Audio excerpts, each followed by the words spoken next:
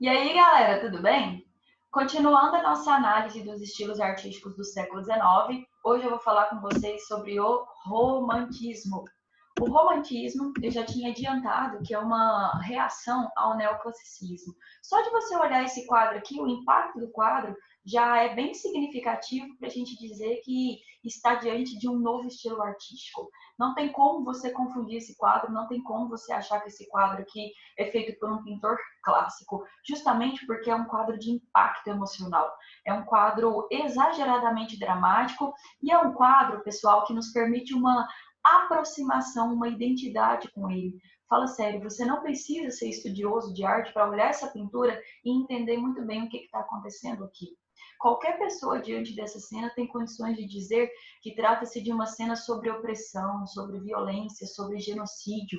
Qualquer pessoa consegue identificar que tem um grupo muito forte, muito armado, que está oprimindo, atacando, fuzilando um grupo de civis que não tem a menor condição de se defender.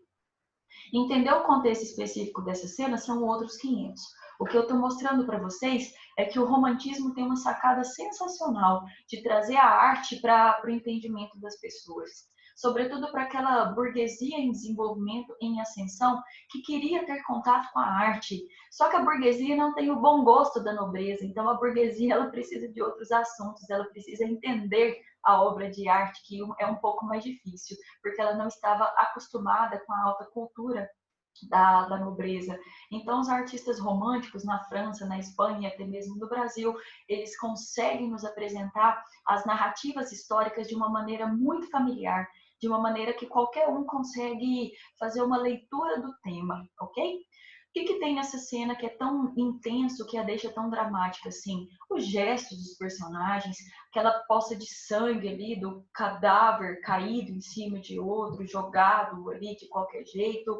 Vejam que os rostos dessas pessoas são rostos muito familiares, são rostos de medo, são rostos de pessoas que estão apavoradas diante da morte certa. Isso, para nós, infelizmente, é fácil de reconhecer. E a gente nem precisa passar por uma situação como essa. Nós temos outros exemplos de conflitos, não esse aqui do início do século XIX, que coloca o ser humano nessa mesma situação de medo, que coloca o ser humano nessa mesma situação de atrocidades, de covardia. O Goya é um dos maiores nomes da pintura romântica, ele é espanhol, é um dos meus artistas preferidos. Ele é um artista que levou a pintura de cenas históricas para uma outra dimensão. Justamente porque o Goya, aqui, ele vai nos contar sobre a invasão francesa na Espanha. Mas ele não quer fazer uma cena imparcial. Ele não quer pintar com objetividade, com frieza, pelo contrário. O Goya ele resolve colocar a sua perspectiva, a sua visão das coisas na narrativa, na pintura. Ele escolhe não só mostrar espanhóis que não tinham a menor condição de se defender, mas que estão ali para morrer pela Espanha, mas ele também nos apresenta os soldados franceses, o exército napoleônico, como um exército de covardes, tiranos que atacam pessoas que não têm mais o que fazer nesse instante. Para isso, o Goya recorre a muitos elementos, como vestir e armar muito bem esse grupo aqui de franceses e colocar ali os espanhóis feios, né? Sem idealização alguma, mas com gestos muito significativos. Eles têm as mãos ali no rosto, esse aqui que está em primeiro plano, que chama a nossa atenção logo de cara, com as mãos levantadas, sugerindo até o heroísmo do Cristo morrendo ali pregado numa cruz, mas esse está longe de ser um quadro religioso. E tem um religioso aqui do lado para mostrar para nós a matança indiscriminada realizada pelos franceses. Poxa, mas que história é essa? Essa pintura se chama Os Fuzilamentos do 3 de maio de 1808 e a pintura foi feita praticamente no calor do acontecimento entre 1814 e 1815. No dia 2 de maio, os espanhóis resolveram se organizar para tentar expulsar os franceses da Espanha. E é claro que essa situação foi desastrosa, foi catastrófica para os civis espanhóis. No dia seguinte, os franceses resolveram assassinar algumas pessoas ali no meio da cidade, em praça pública, como costumamos dizer, para poder servir de exemplo, para mandar um recado para os espanhóis: não façam mais isso, não tentem nos atacar novamente, que vai ser pior para vocês. O Goya era um artista das academias espanholas. Ele tentou fazer essa cena exatamente em 1808, mas como as escolas de arte eram financiadas pelo Estado, ele não recebeu o patrocínio para realizar essa pintura. O Estado, né, o governo espanhol, ficou com medo de sofrer mais represálias caso Goya realizasse essa pintura, que não é um retrato ingênuo, é uma pintura de denúncia. Então, assim que acontece a queda de Napoleão Bonaparte, ele imediatamente realiza não só essa, mas outras cenas falando desse período fatídico, traumático da dominação francesa na Espanha, beleza? Então é um quadro muito intenso, é um quadro que nos revela questões muito sensíveis, percepções que atestam a sensibilidade do artista.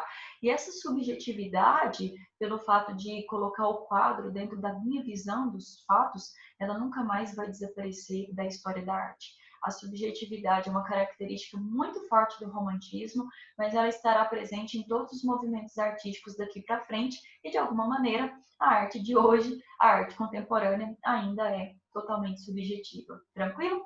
Olha, se fosse para comparar com alguma coisa do neoclassicismo, nós poderíamos dizer que é a representação de cenas históricas e criando símbolos para a nação, criando heróis.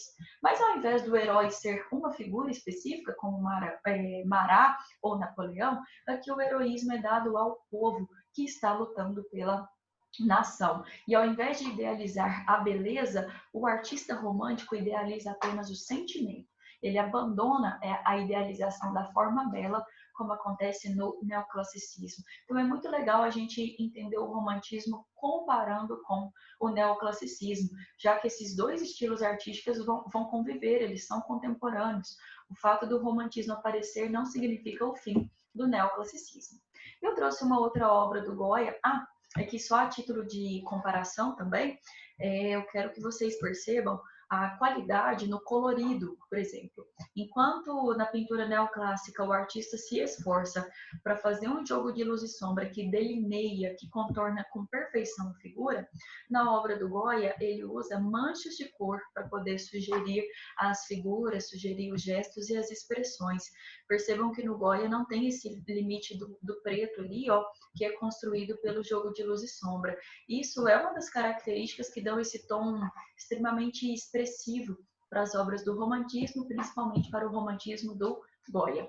Eu trouxe aqui uma pintura do Goya, que é uma cena de mitologia sobre Cronos ou Saturno que devora seus filhos após o oráculo ter revelado a ele que um dos seus filhos iria destroná-lo.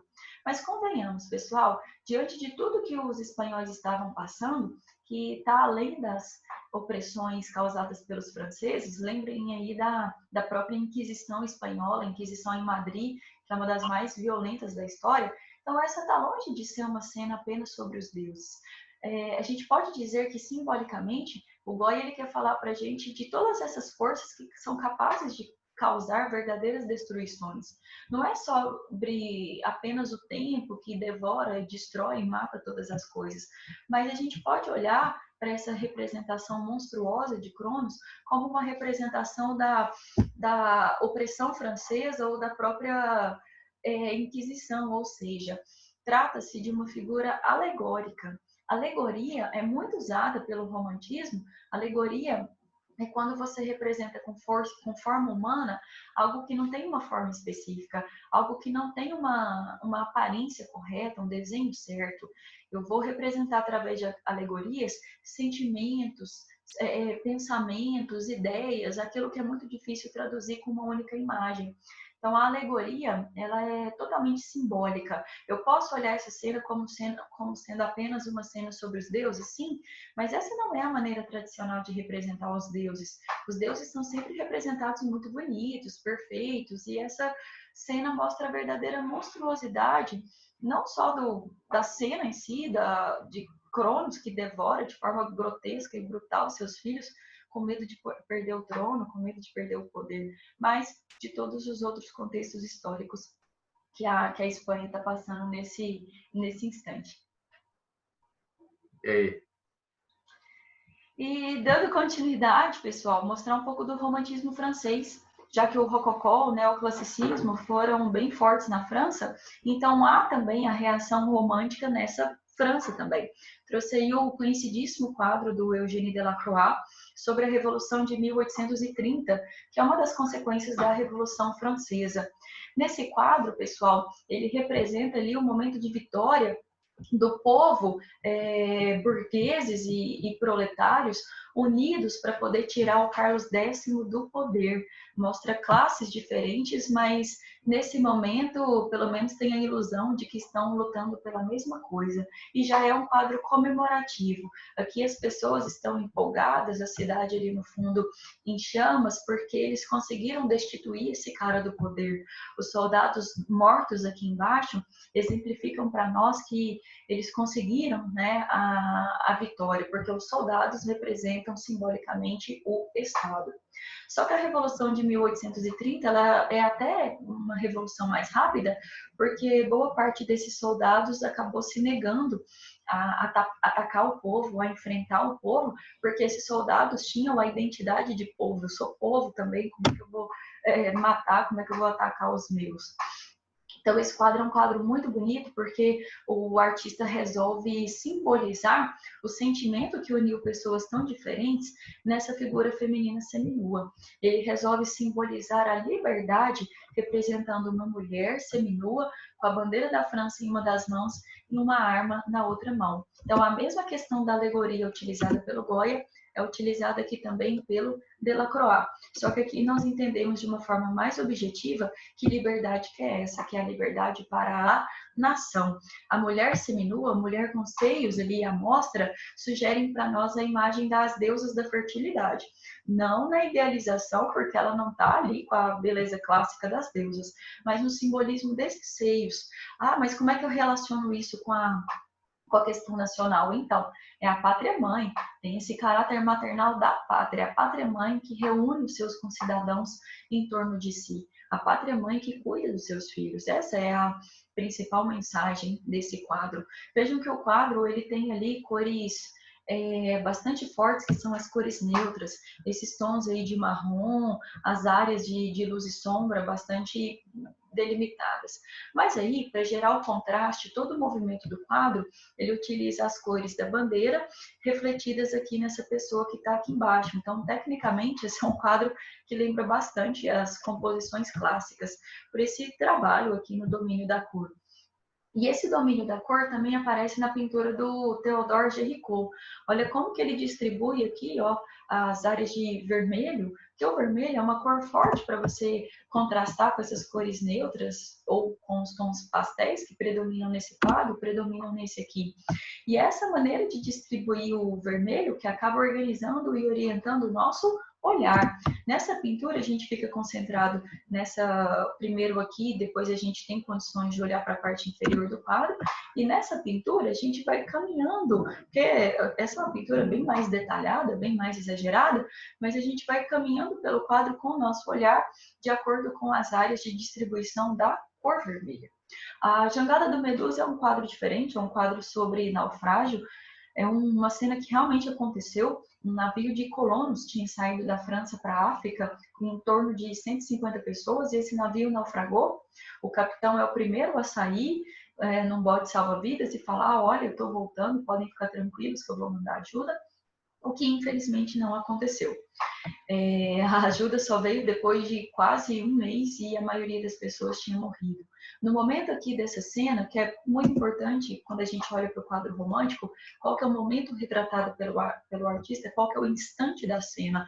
Então aqui é o instante da vitória. Aqui é o instante em que um grupo de pessoas consegue avistar lá de longe uma ajuda, alguém que poderia salvá-los, que poderia capturá-los.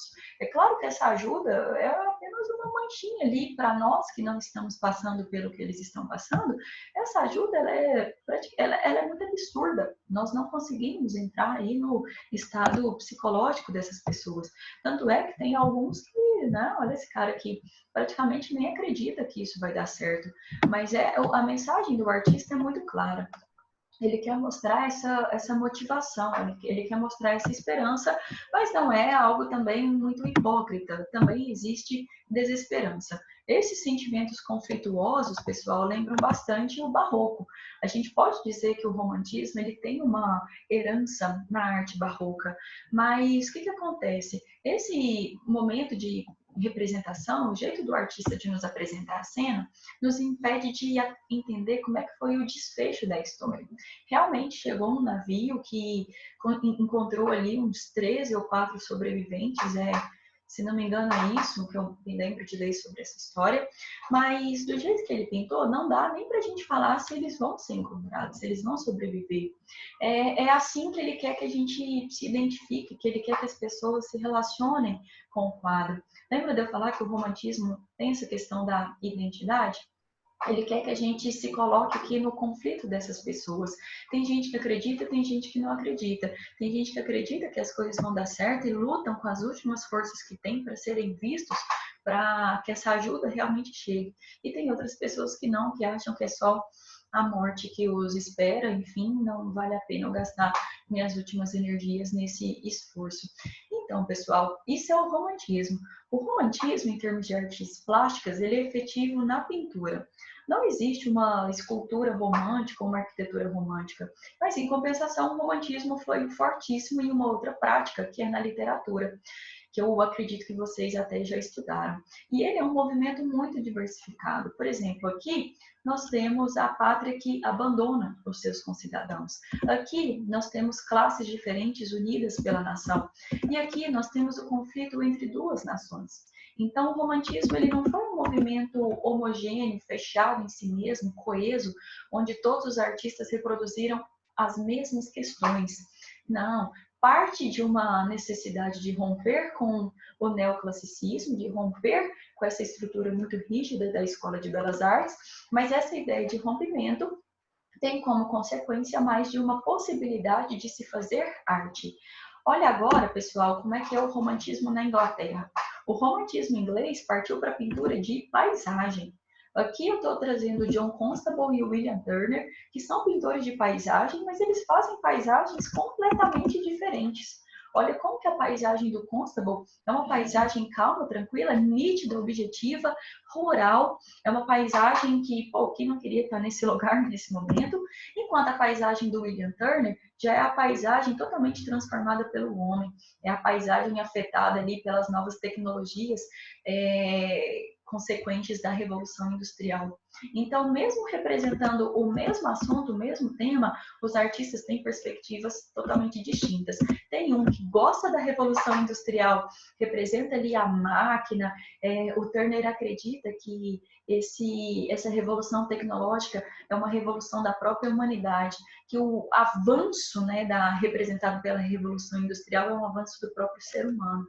Por isso que a paisagem é assim, agitada, confusa, e a paisagem do Constable é diferente porque ele não gosta disso, ele nega a Revolução Industrial. Então, essa é a subjetividade típica do romantismo. Vamos pintar paisagem, a paisagem finalmente se torna um assunto importante, significativo, porque pela paisagem eles entendem que é possível comunicar questões da época, comunicar a minha percepção de mundo, a minha maneira de refletir as questões sociais do momento que eu estou vivendo, mas são paisagens completamente diferentes. A paisagem, até esse momento, não tinha status nenhum dentro da história da arte, mas ela finalmente ganha força ali na primeira metade do século XIX, na Inglaterra, né, mais afetada pela Revolução Industrial.